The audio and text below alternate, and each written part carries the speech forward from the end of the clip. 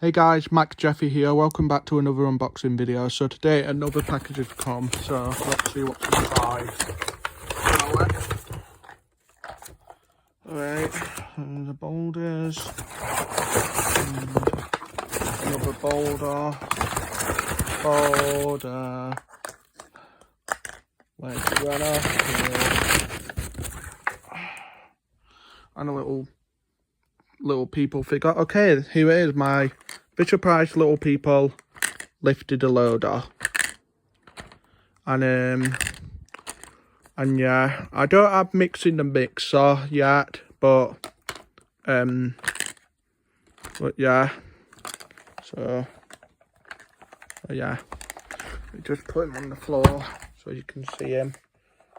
Here he is, and got his two little boulders and a little construction worker in it.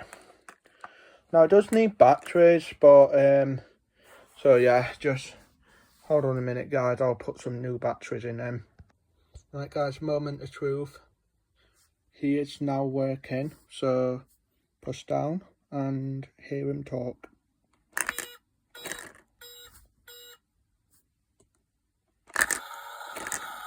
He has 3 sound effects.